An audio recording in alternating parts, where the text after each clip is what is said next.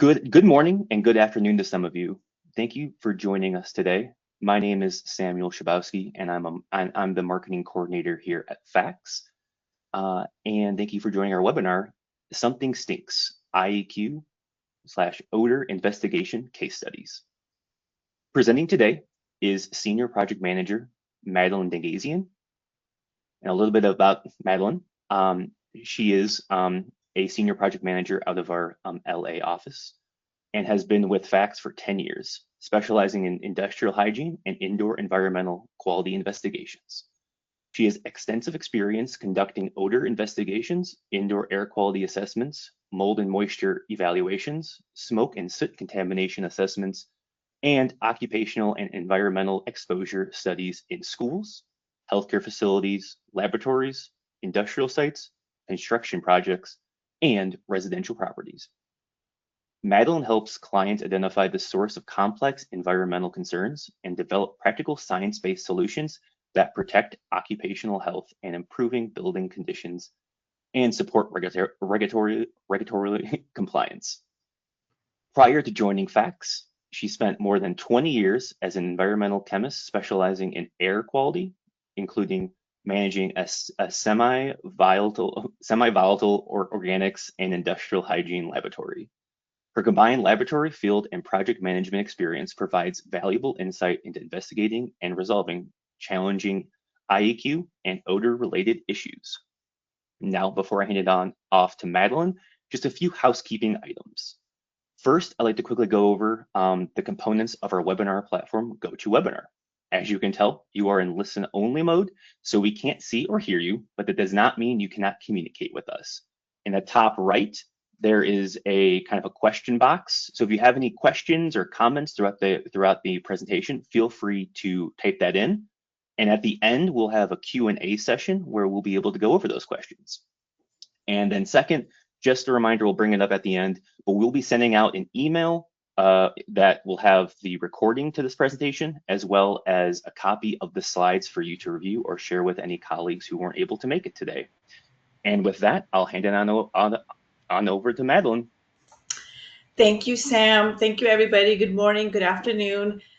We certainly appreciate you taking time to attend our webinar.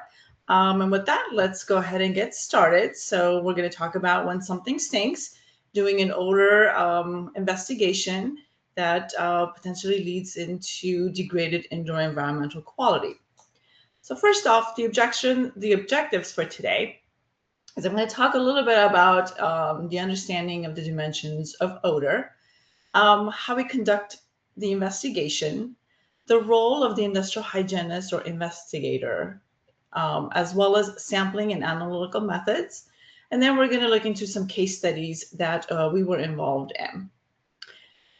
So we always hear this common phrase, I smell something, right?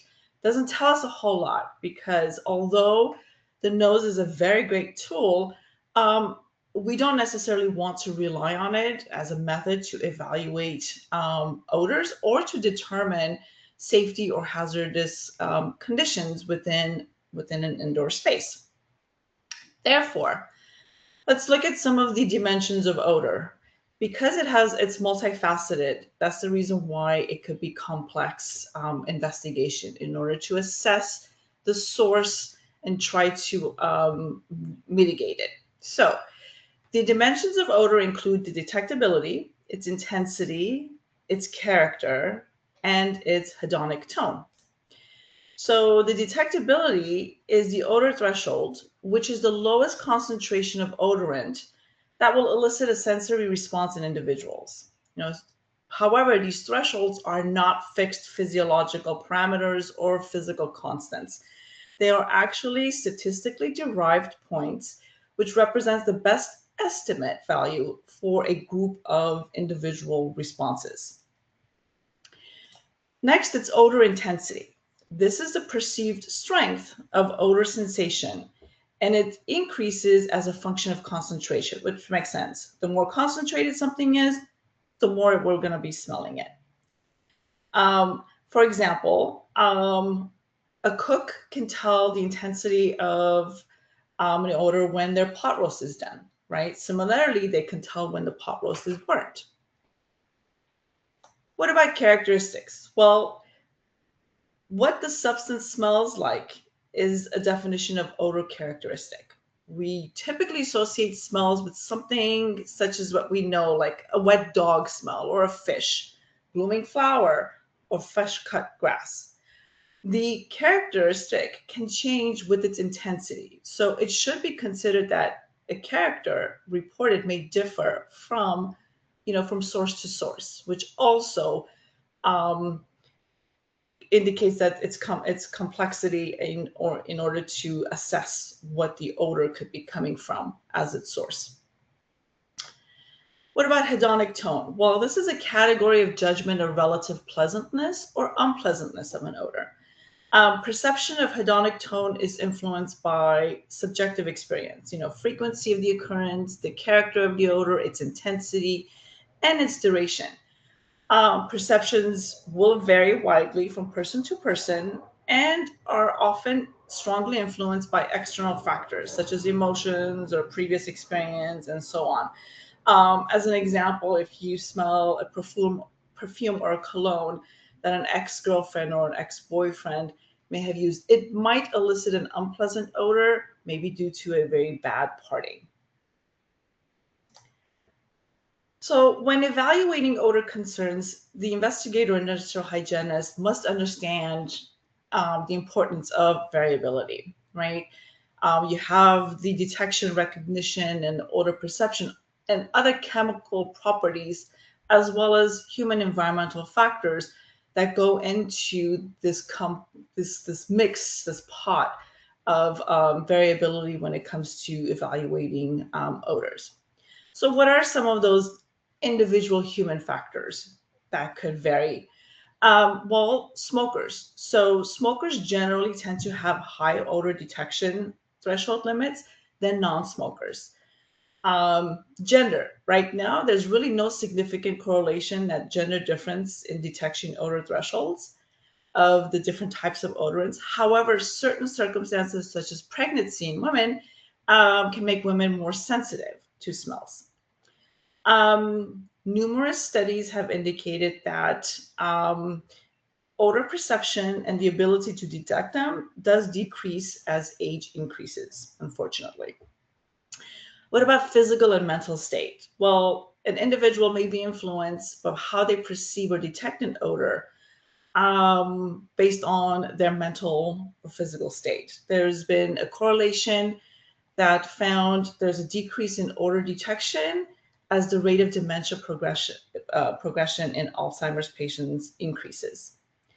Additionally, viral infections will also impact how one perceives or detects odors. The flu, SARS-CoV-2, we all know COVID-19 has the capability to change smell capabilities. A lot of individuals who did come down with COVID-19 several years ago lost their sense of smell. Some regained it, others lost it indefinitely, or it was diminished. What about environmental factors? Well, if we have industrial workers who are routinely exposed to chemicals, they can have odor adaptability or olfactory fatigue because they're continuously around this chemical, and eventually they may end up not smelling it any longer.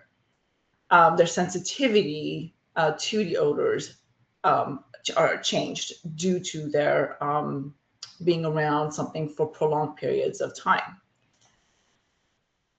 Another variability is chemical properties. So molecular structure plays a huge role in how things will actually smell.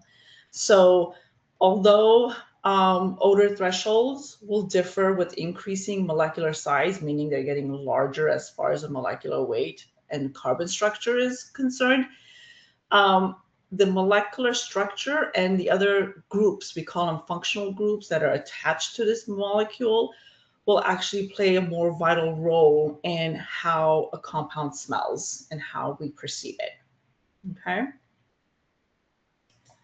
So how do we conduct and how do we approach odor investigations? Well, we go through the formula. We need to look for sources. We need to look for pathways, exposures, as well as any health impacts. So what are some of the sources? Well, building materials. Were there any new building materials that were introduced into this space? New carpeting, new furniture. Are there odorous materials that are being used? New cleaning materials, new deodorizers. How do the agents get to the people? What are the pathways of exposure? Is it being delivered by open doorways? Is it being delivered from one room via mechanical HVAC system? So we need to look at all of the possible pathways. What are some of the levels in the environment, and what levels are acceptable? Because we do have chemicals in the environment that are ubiquitous, that we have them in our daily life all the time. So what kind of levels exist? And those will vary depending on if we're in urban areas or if we're in farmland or if we're in a large city and so on. And then what symptoms are people having? Are these agents that we're considering, can they be associated with the type of symptoms that are being reported?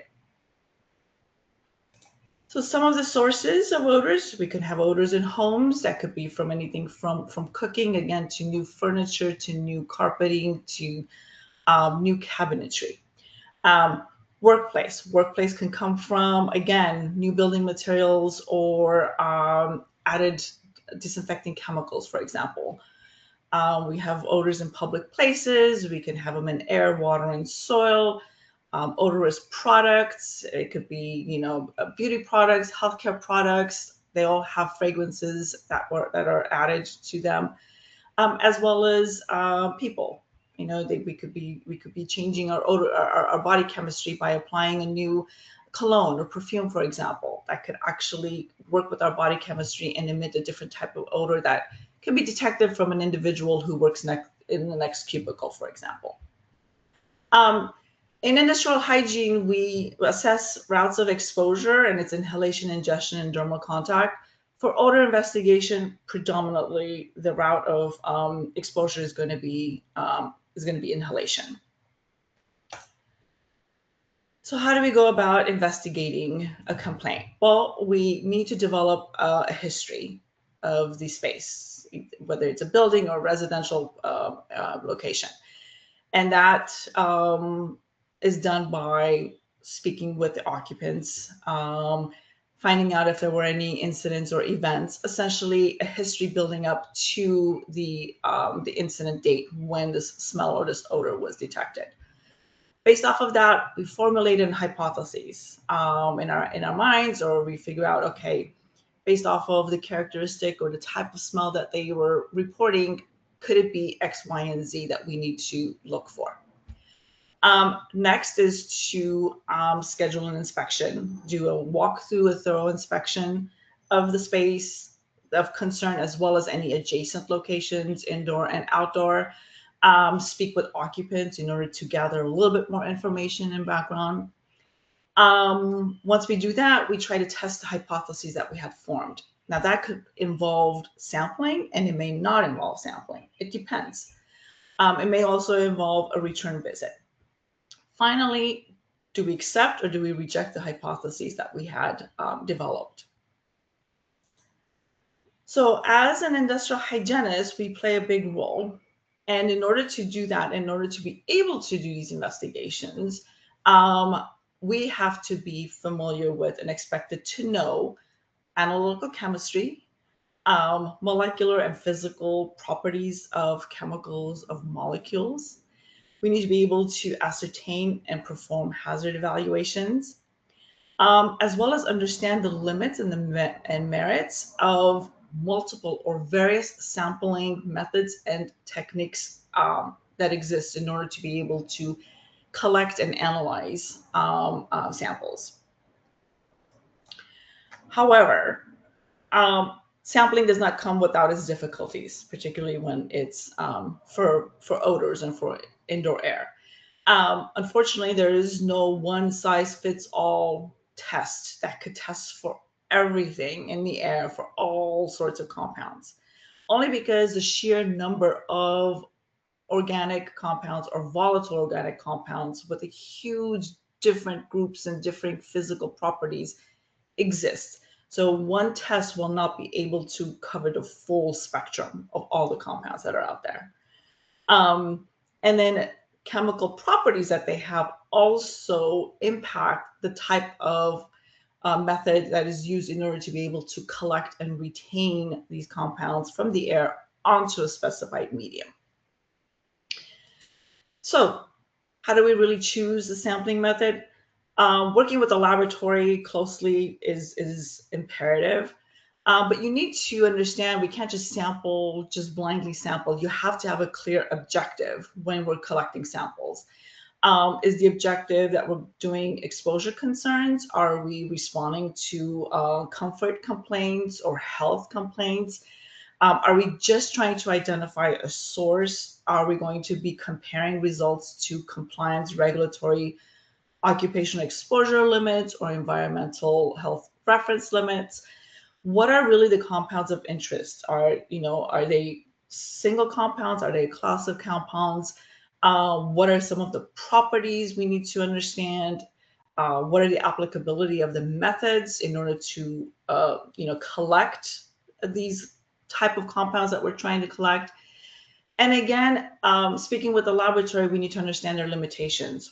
Can they analyze? What is their limit of detection when they do analyze? What are the costs? Because some of these tests, especially specialized tests, can be pretty costly. And so in order to choose an appropriate method, again, we definitely need to do our homework, review our history. If safety data sheets are available, review the safety data sheets in order to understand the chemical compositions. For example, if a new agent or a new cleaning agent is being used, and that could be potential source, we need to look at the safety data sheets, look at its composition, see if there are chemicals in there that we may be able to test for in order to either rule in or rule out that is actually the cause of the source. However, if none of this is known, we don't have a really relevant history, we don't have documentation, then we go through and we look at potential sources based off of maybe some of the characteristics that the smell is being described as. Conduct a thorough occupant survey, as well as understand the occurrence of odors. Is it sporadic? Is it continuous throughout the day? Is it more concentrated or intense at certain parts of the day? Does it dissipate throughout, and so forth? And that can help us lead into narrowing down to what could be a potential source or sources. Okay, so as I mentioned before, choosing the right correct method, there are a lot of different groups of chemicals, and they do fall into certain categories. Some are light hydrocarbons, which we call carbon hydrogen chained hydrocarbons. Then we have like the really heavier ones, which have like a lot more carbons in the molecule. And then we have others that are in between, and those we generally have like the solvents, some like gasoline products. But in addition to that, we have others, like we have other groups like aldehydes, formaldehyde, for example, or we have what are called organic acids. Then we have another group of that are sulfur containing. So all of these, because they have they're in different families, are going to require different types of retention in order for us to be able to collect them. So again, you have to have like a pretty good idea or a decent hypothesis of what we're trying to ascertain, what we're trying to sample for before we go in and collect samples. Because if using the incorrect method is not going to give us vital information that we can use in order to help mitigate the situation. Therefore, it's always critical to ask, to sample or not to sample. This is the question that we really need to ask ourselves. Oftentimes, collecting samples might pose more questions than not having the samples. Blindly testing or sampling is not going to be beneficial. Okay, So I want to go through some interesting case studies now that we have all of the background out of the way. The first one I want to discuss is this was in an administrative building on a school campus. Reports of musty odors were reported, and they were lasting for like several days. There were no incidents that had occurred. So no water leaks, no floods, nothing of the sort. Um, they did suspect that it may be mold issues, maybe coming from the roof or the ceiling. And their HVAC contractors had reported that they had inspected the HVAC units, they had changed the filters, and nothing of significance was identified. So we were called out, and our process was, okay, we're going to have to do the thorough walkthrough visual inspection of the area of concern, as well as adjacent areas too. We looked into ceiling space, looked outdoors, took a look at the HVAC system that was serving the building, and then, well, the source of the odor was a dead fish in the HVAC vent. So it was a senior prank. Turned out that the dead fish was put in the HVAC system, and that's where the source of the odors were coming from. And so our takeaway was that you have to do a really thorough visual inspection and recheck the areas that others have reportedly checked. The HVAC system is vital. It's very important to inspect that during these investigations, because they are commonly the source of odor complaints, actually. So that was an interesting one. The next one I want to talk about is it was a fishy odor in a home. This actually happened to one of our colleagues, and they noticed that there was a fish odor in their master bedroom. And it was more pronounced in the master bedroom. It was less intense in other areas in the home, particularly in the kitchen, right? It was noticeable for several days, but it only occurred in the evenings, which was kind of odd. And no recent cooking of fish. The house is, fairly recent. It's built in the 1960s. They do have a dog and a young child, so they checked for any accidents that may have happened by either one that got unnoticed. Nothing was found. There are gas appliances in the home, but no issues with that. And so through a little bit of an investigation, it was found that the space heater that was being used in the bedroom only had overheated. So now we had to figure out, well, why the fishy odor? So what happens is electrical components and wires, they have an insulated coating, okay, which is for resistance to heat.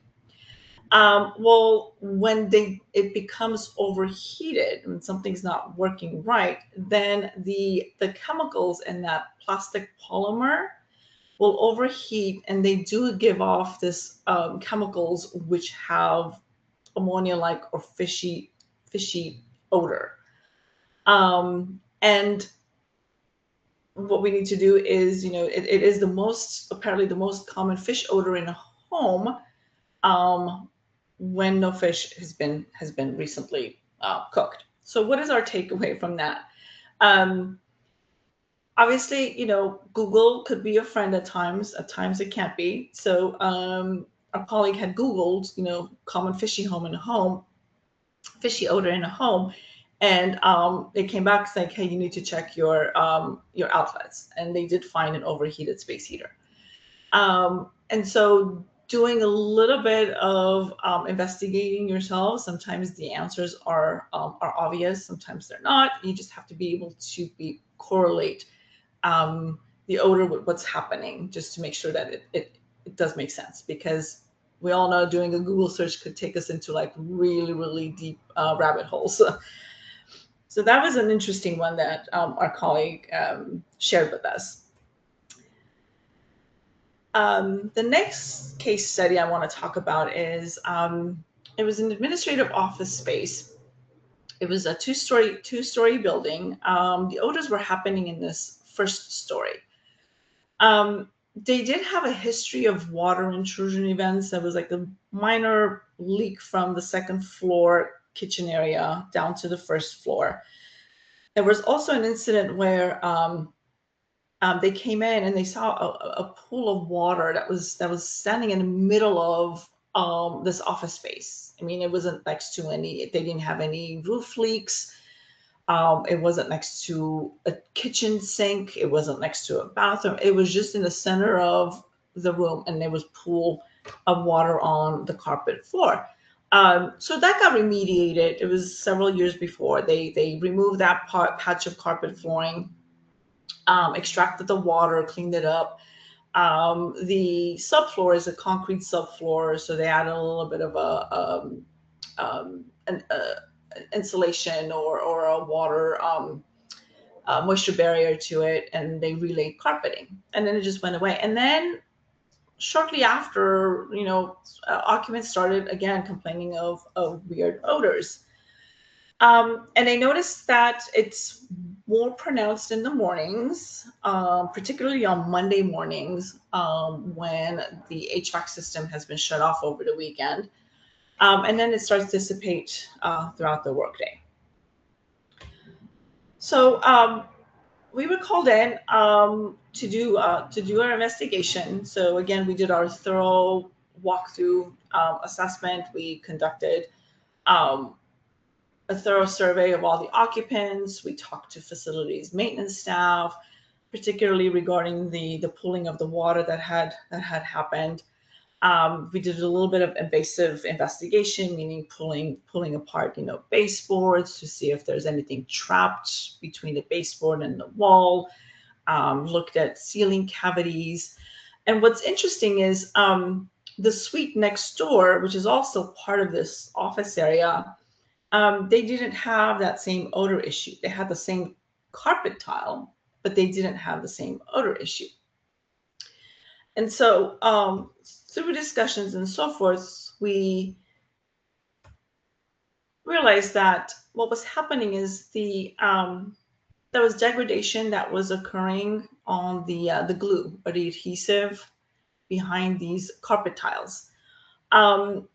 We don't know the exact chemical reaction that was happening, but we hypothesized that moisture coming through this concrete subfloor, and generally concrete and the moisture that comes through that is going to be high in pH.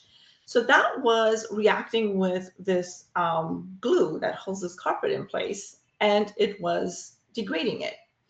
Whereas if you look at the photo on the bottom right corner, that's the carpet that's in the adjacent suite area, which did not have odors. And you could see the difference, that there's no degradation. Whereas the top two photos, you could definitely tell that something had happened to add adhesive backing.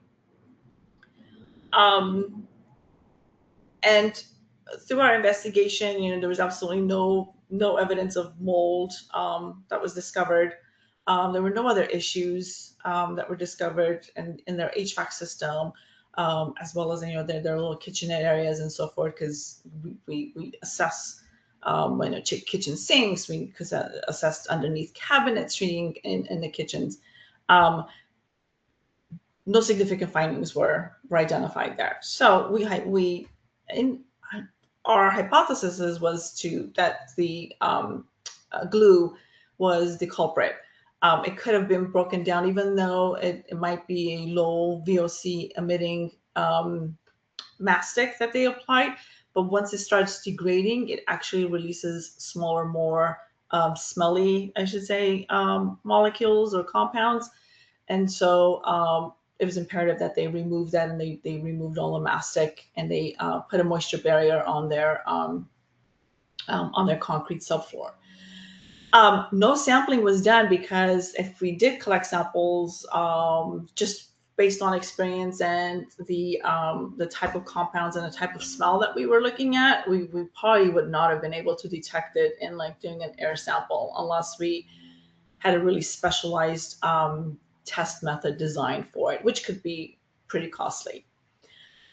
Therefore, doing a thorough walkthrough is imperative. Interviewing occupant, staff, as well as maintenance and facility key personnel is important.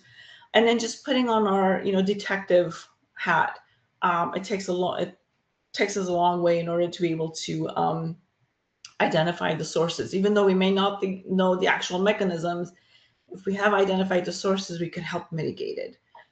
And then sample collection in this instance may have generated far more questions than answers.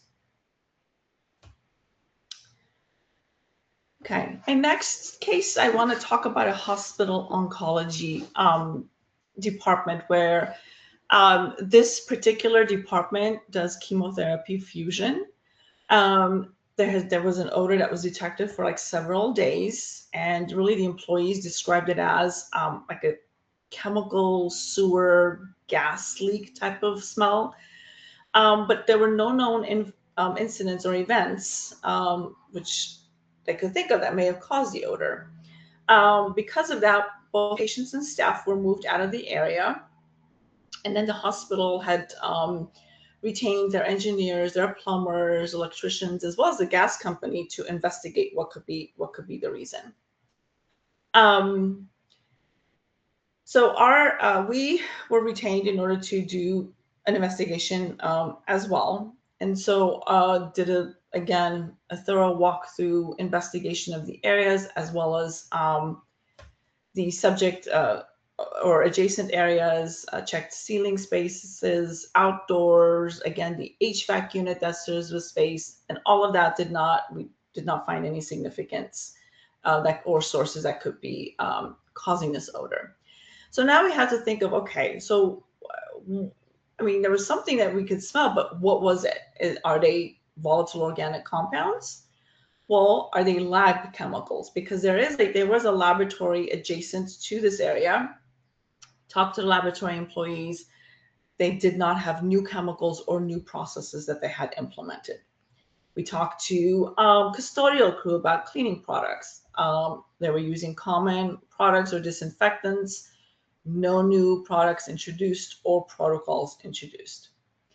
So, all right, let's do some sampling.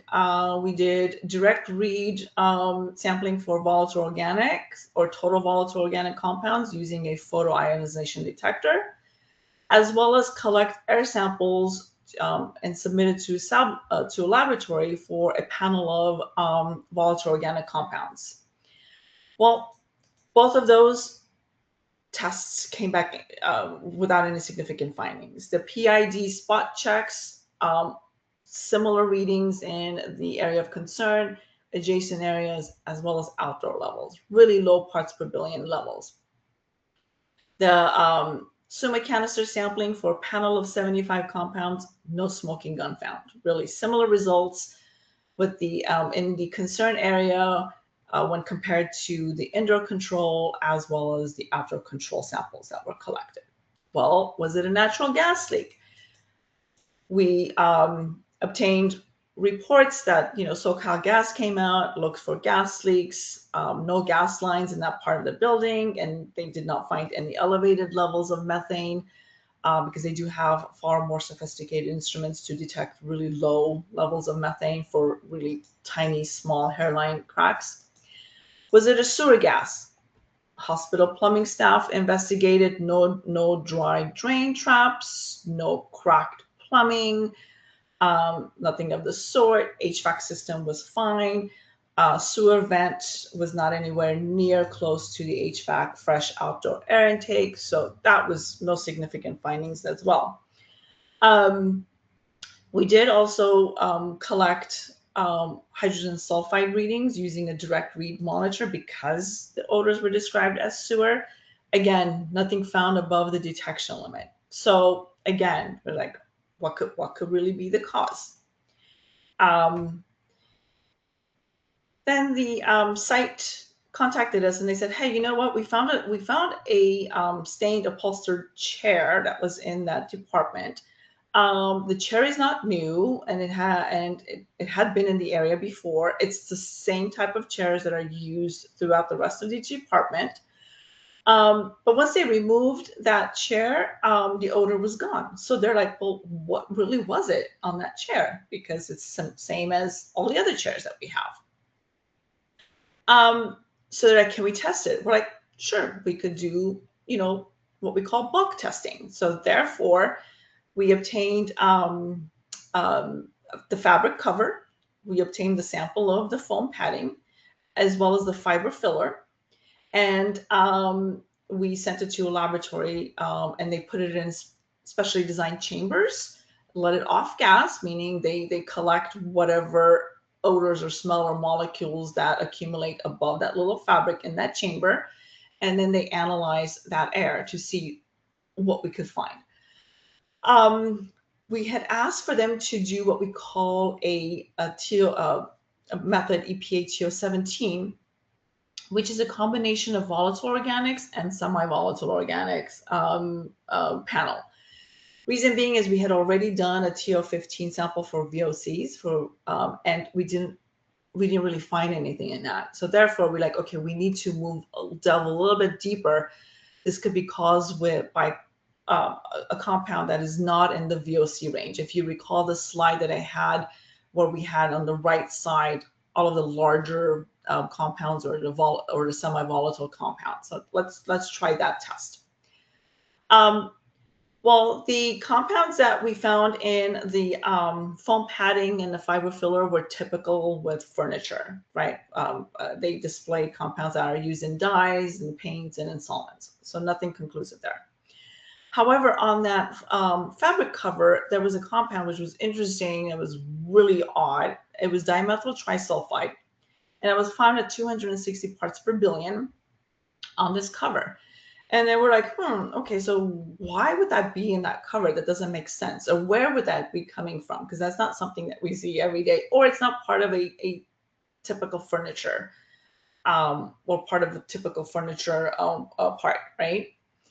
So we did a little digging and research, and we found a research paper where dimethyl trisulfide is responsible for strong rotting odor of fungating wounds in cancer patients. And this is the research paper that we found that talked about that. So what we suspect is it was a patient who may have been receiving treatment, because this was an oncology treatment center, and they may have had fluid from their wound come in contact with the chair. And of course, it's an upholstered chair. So this chemical, because it has a sulfur functional group, has a very, very low odor threshold in humans, meaning that we are really capable of smelling it at low concentrations. And 260 parts per billion, which is close to 0.3 parts per million, is pretty significant concentration. And so that was like really super interesting, that how we were able to, kind of like delve into this and figure out, I was like, what is this weird compound doing here? Interestingly enough, this compound is probably found in really low concentrations when onion is cooked, or leeks are cooked, broccoli and cabbage, because sometimes people don't really like maybe the smell of onions or cabbage and so forth, because it does have a sulfur odor or a sulfur functional group. So pretty interesting there. All right, so what was our takeaway? Again, yes, do a thorough walkthrough and partner with our clients and occupants and workers and facilities as much as we can. Again, putting on our thinking hat. And then in this case, sampling did actually identify the constituent that was responsible for the odor, and then kind of like backtracking it and correlating it and finding a research paper on it. It kind of put two and two together, and it made sense. So that was really, really cool and interesting. Okay. My next case study, it was in an elementary school main office, and occupants were really reporting like this really sharp odor.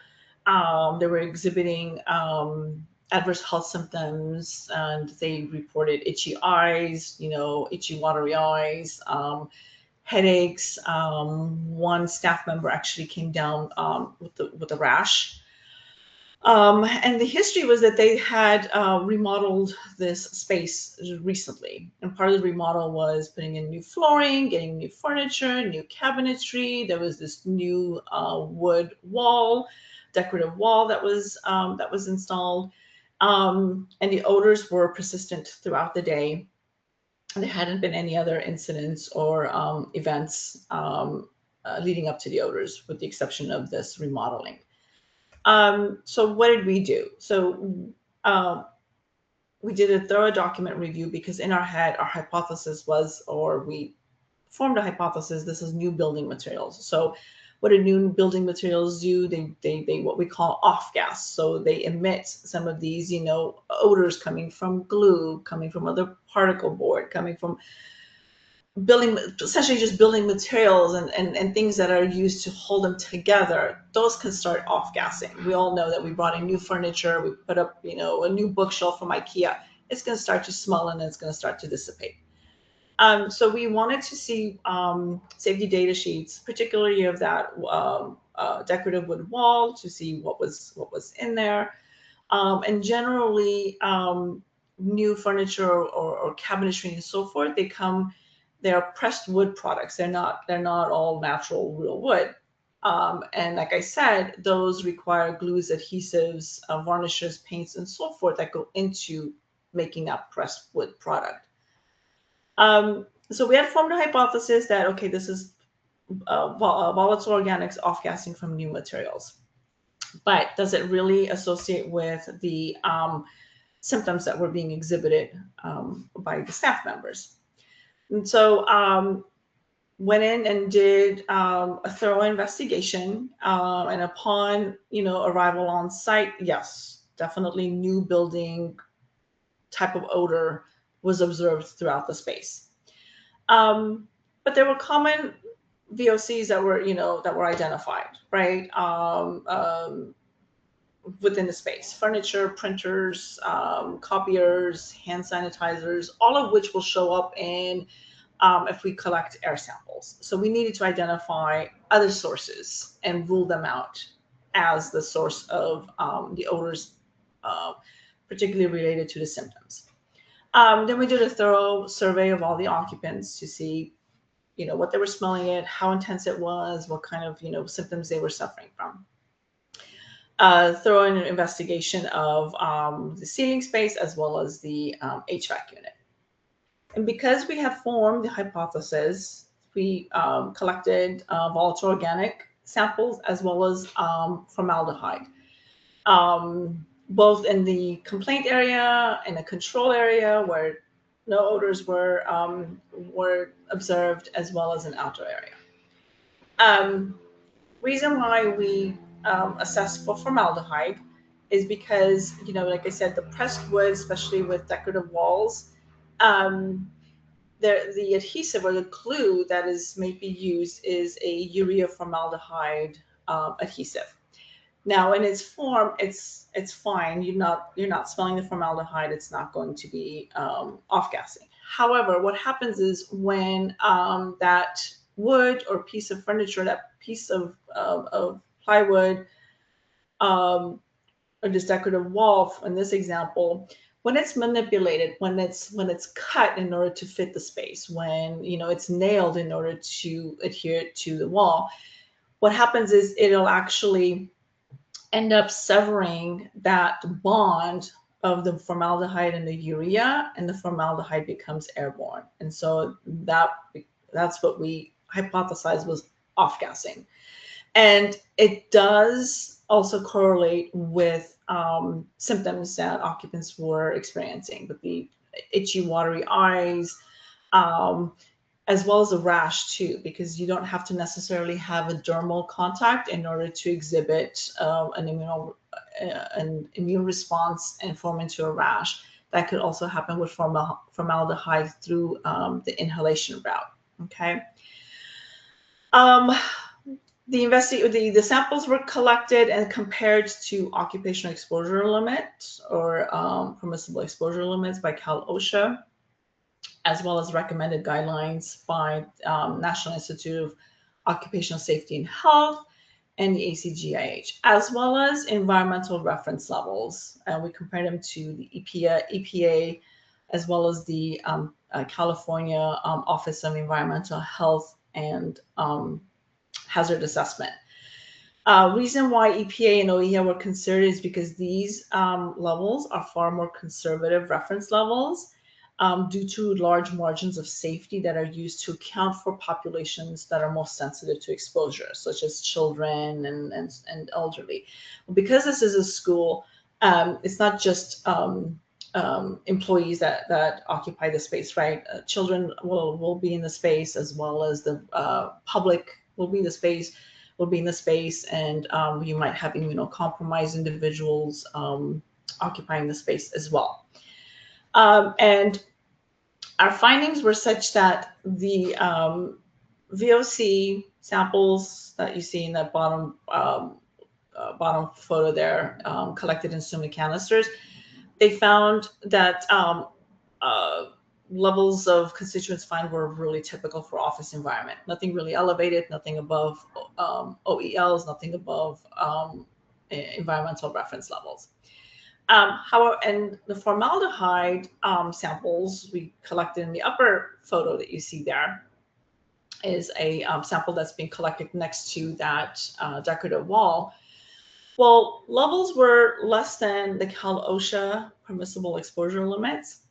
However, levels were found exceeded the environmental reference levels, and the highest concentration was found in the sample that was directly adjacent to that decorative wall. So therefore, our hypothesis that it could have been coming from that wall because of constituents that went into making that decorative piece was the reason why it was off-gassing. And most likely, we assessed it was formaldehyde, and we confirmed our hypothesis through testing that it was. So what are our takeaways? Is really doing a thorough research, and that is key prior to mobilizing to this site. Applying knowledge in chemistry in doing these assessments, selecting the appropriate analytical methods will help us in identifying it. In this case, we did both air samples for volatile organics and for formaldehyde, because formaldehyde cannot be detected in the SUMA canister sample that was collected. Working closely with the laboratory in order to ensure that they have detection limits that are applicable or low enough to meet environmental reference levels, as these tend to be far lower than occupational exposure levels. And then, and ensuring that the limitations of the laboratory and so forth are clearly defined. Okay, my next case is as a residential unit. It was an apartment in a two-story large apartment complex with a subterranean parking. The subject unit was on the first floor, so directly above the subterranean parking. Shortly after moving in, the tenants, they smelled like something, like it smelled weird. They said it smelled like an old house or sewage or chemical-like odor. They had been experiencing allergy-like symptoms, predominantly like headaches, as well as upper respiratory tract irritation. The tenants had retained other specialists. It wasn't through us, which testing was performed. So mold testing was done. They had tested for volatile organic compounds. They had also tested for formaldehyde. And nothing of importance was reported to them. And so they called us to see, hey, can you guys help us? This is what we've done so far. So our investigation included, like, we did a thorough document review. We requested all of the prior environmental testing reports so that we could review them. And then after that, we scheduled a site visit again to characterize ourselves, like if we could smell what they were smelling and characterize the area and where the unit was located and so forth. As well as doing occupant interviews and then gathering any pertinent other additional information that we could find. Upon arrival on the unit, an unidentifiable odor was observed. I mean, you can't. I mean, sometimes when you walk in, I always say, "What's your first impression? What do you think it smells like?" And this one was really you couldn't really pinpoint what it smelled like. But there was no odors outdoors, and we even visited the neighbor's unit, and there was no odor there. So what did the investigation find? Through a thorough walkthrough, it was identified that the odor was far more prominent in the living room, specifically in the gas fireplace area. And it was noticed that there was a pilot light or a little ignition switch for the pilot in the small orifice, and there was an odor that emitted from there, and it smelled, more potent.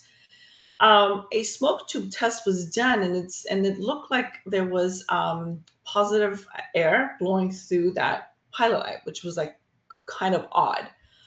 And so a direct read instrument for methane, for low levels of methane, was used in order to collect samples indoors and outdoors, as well as adjacent neighbor's unit and so forth. So the results of this assessment or investigation, here's what we found. So the document review from prior vendors and indicated that there were measurable levels of constituents that are typically found in gasoline, which is not normal in a residential or indoor environment, right? There were no findings of formaldehyde or mold. The methane analyzer that we used really, like, low levels were detected all throughout, and levels were similar between the indoors and the outdoors. So that was inconclusive. So it's really not a gas leak. So what was concluded is, based off of the visual observations that we saw, that air was coming out of that little pilot light ignition orifice. And this unit was directly sitting on top of the subterranean parking lot. We concluded that there may be design flaws within the building where it's causing odors potentially from automobile exhaust to go through into the unit via either the fireplace or some interstitial spaces within the building. And so that was our recommendations for them to work with their management and building contractors to figure out what was really happening and why air was coming in through that fireplace. Again, the investigations are complex. We really need to look outside of the box. This was our takeaway, and it was like, don't be shy, ask a lot of questions, and then the answers might point you in the direction of identifying the source. My next is a college classroom. This one had a significant water intrusion. They had a flood during really, really heavy rains through the windows that you see in that photo. It impacted the vinyl tile flooring. Water was extracted, and then soon after, staff and occupants started smelling like this. Really, they described it as sour, vomit, foul, pungent, musty odor. And the classroom was vacated because they couldn't until the odor was identified and mitigated. So they had retained other vendors in order to do a mold assessment. The vendor, they took air samples for mold, they took air samples for VOCs, and they came back as inconclusive. They couldn't really find, again, like I said, the smoking gun. So they called FACS and they said, can you guys come in and take a look, see if you're able to maybe identify the source. So we did a thorough walkthrough. We did a lot of staff interviews. And really our investigation, you could really smell like this, really, I called it dirty sock or gym locker room kind of smell. It didn't really smell musty or like mold growth. However, we investigated moisture levels, we investigated for mold, none was found as well. Inspection of the ceiling space indicated that the odors were less perceived there, so it really can't be coming from the roof as its source. HVAC system was inspected. No significant findings were found from that either. So we kind of formed a hypothesis because through our interviews, one staff member said, hey, we keep seeing bubbling of the vinyl tile floor, and that wasn't there before. So, and our hypothesis is, okay, is the glue, again, the mastic breaking down because water did get underneath this tile flooring during that flood, which again could disintegrate the glue or the mastic, and through the odor, their description, as well as what we observed when we were on site, it smelled like what I would say in the class of organic acids or carboxylic acids, because they can smell like vomit and sour milk. And generally, these compounds are not detected with the standard Summa canister sampling that was done for VOCs. Therefore, the prior environmental reports didn't detect or didn't indicate anything, nor will they be observed in mold spore trap samples. So our recommendation in order to test the hypotheses is we told them that they have to remove all that VCT flooring. They have to abrasively scrub off all adhesive mastic remnants, inspect the subfloor for moisture, because again, it was a concrete subfloor, and then apply a sealant. And then we confirmed with the client that following that mitigation efforts, the odor was gone. They put new flooring in, and the college started using the classroom once again. So the hypothesis was proved to be true. So we accepted the hypotheses, and no samples were collected during that event. Again, our takeaway was really working closely with environmental experts in order to help identify the source, applying again our experience, putting our thinking hats, our detective hats on, using our background of science, applying that, and environmental testing. Sometimes they can identify the source, but they can also rule out the source. They could be inconclusive at times. So we really need to be cautious in deciding what kind of tests that we need to do, because going in there and continuously doing all these tests, then it's going to get fairly costly really soon. Okay, and lastly, I think I'm doing great I'm doing good on time. So this was a very interesting one where a crayon odor or melted wax-like odor was reported in a private dining room in an assisted living facility, which was kind of odd. If we heard of a crayon odor in a school or K through 12 or elementary, I'd be like, okay, because they're using crayons. However, this was odd because it's in a assisted living facility. A water intrusion event, when speaking with site representatives, had happened years ago, and there's an adjacent kitchen to this private dining area. But all the water was extracted. They investigated. There was no mold that was identified, and so forth. So other inspections were also conducted. Electrical inspections were done just in case to see if there was anything going on with wiring. So we were retained. Rick, can you guys come take a look at this? And during our site investigation, we found that the drywall was actually completely removed on all three walls in this space, because they were trying to figure out what's going on, because they wanted access to plumbing to see if they had cracks. They didn't find it. They wanted access to electrical They didn't find anything of noteworthy. They had cut holes in the ceiling to inspect the ceiling cavity. They had removed HVAC diffusers in order to check the ducting. So all of that, they hadn't found really anything. And the odor is consistent and it's persistent. Okay. No new materials had been added to this space, and it was the same carpet flooring in the private dining area as with all of the other areas in this building. So therefore, upon entry, we noticed a subtle, really crayon smell, really, as we entered the room. And the carpet was covered with plastic sheeting. So as soon as the plastic was removed, there was a far more pronounced odor on the carpet. So it was like, okay, it's coming from the carpet, but why do we have a crayon smell? We checked everything else. There was no mold again. There was no elevated moisture anywhere.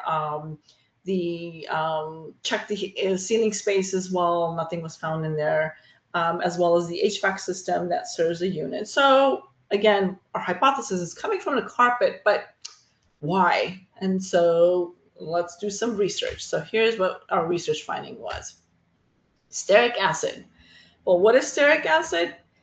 It is a very long chain fatty acid. It's actually added to crayons to give their waxy consistency, the durability, but it also gives it that classic nostalgic aroma, right? However, this agent is also used in a wide array of products, including flooring materials such as carpeting. And what it does, it enhances its performance. It enhances its performance properties such as its flexibility, its wear resistance, and its soil repellent. So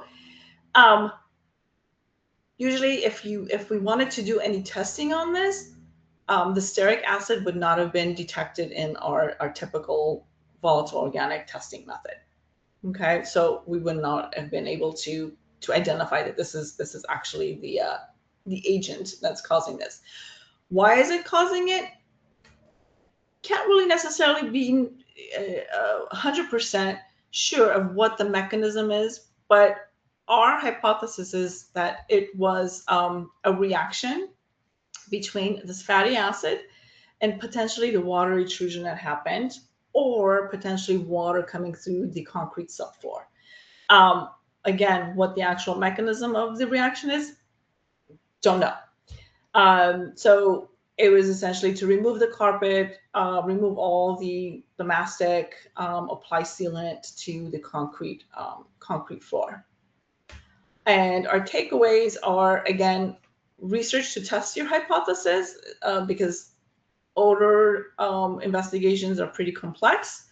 And again, applying our background, our experience, science-based data, and then environmental testing can maybe be conducted if available to confirm, but it can be special. It can be really costly, especially if it's a specialized test or a laboratory has to develop a method specifically for it. And with that, that's the end. I apologize. I went over with a few minutes. So I'll be open to questions if there are any. Thank you all for attending. I appreciate it. And thank you, Madeleine, too, for hosting this. I know that was a lot of info to go through, so I know we really appreciate it.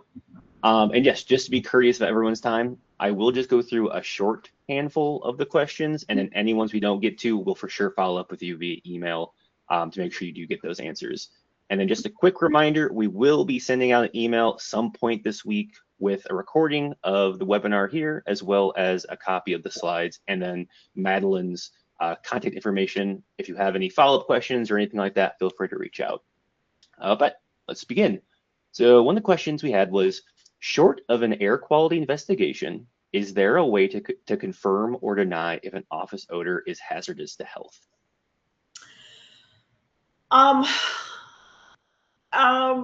That's a good question. It's a great question, but like I had mentioned in one of our slides, like doing the nasal appraisal is what I call it.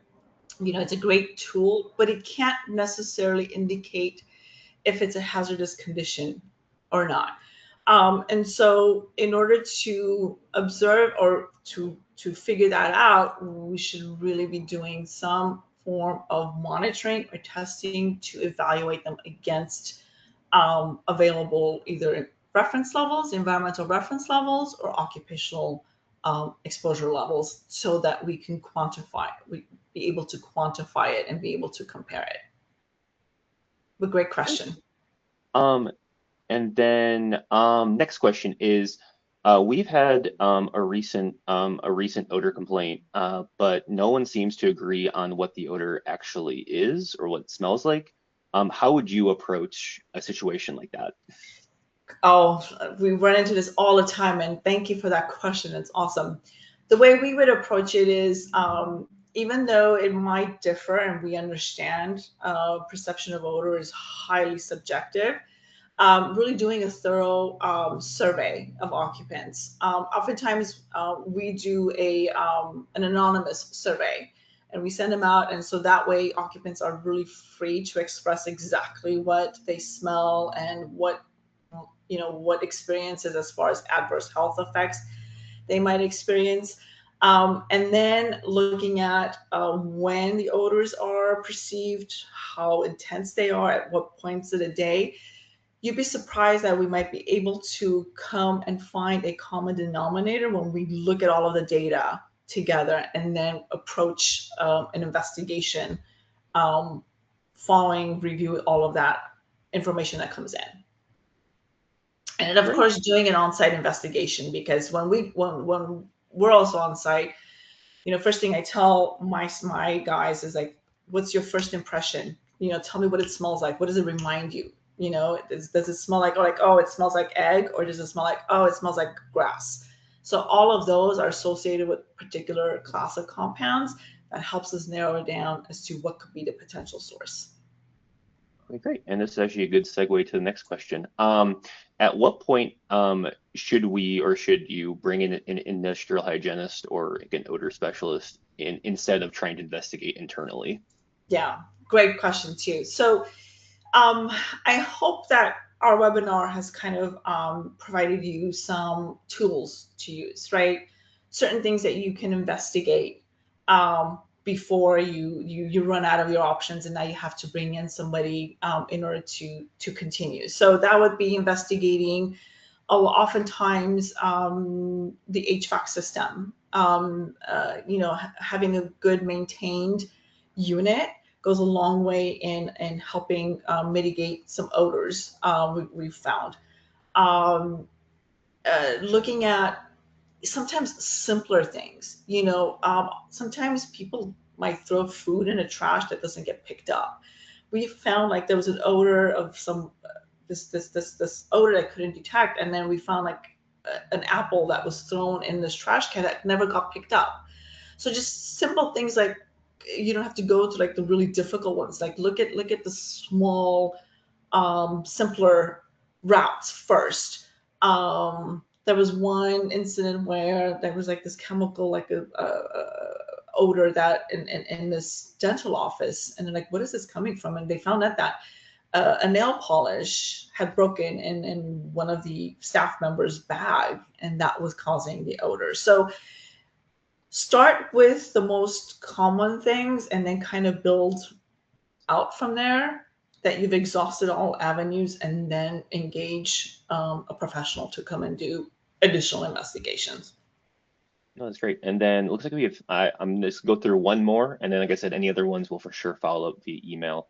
But this individual said, when it comes to stearic acid, is the solution of removing all the flooring and sealing the subfloor more for improving comfort or removing a health risk?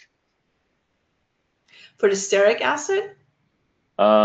Yes, that's what STEARIC, I believe. Yeah, stearic. Well, it was more of like it was a nuisance odor, because they don't know what the if there was actually any permissible exposure limits to stearic acid per OSHA, Cal OSHA, or even environmental reference levels. Not all chemicals will have levels that we can compare them to.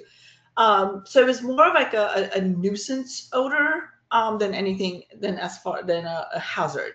And we didn't want, they didn't want anybody going in there and saying, "Oh my God, it smells like crayon," and then not enjoying the space, because this was supposed to be a private dining room where families could enjoy time spent together. And so, as far as a hazard, it wasn't necessarily a hazard. It was more like a nuisance, and we wanted to get rid of that nuisance odor. Oh, that makes perfect sense. Awesome question. I appreciate that. That's a really great. All the questions are great questions. I appreciate all of them. Yeah, no. Well, like I said, that'll be the last one. So the remaining few we have, I'll for sure reach out to Madeleine following this, and then we'll get those answers and we'll follow up with you, hopefully within at least a day. But again, thank you so much for attending today. If you have any other questions, feel free to reach out, and we hope to see you in our next webinar next month. Thank you again. Thank you.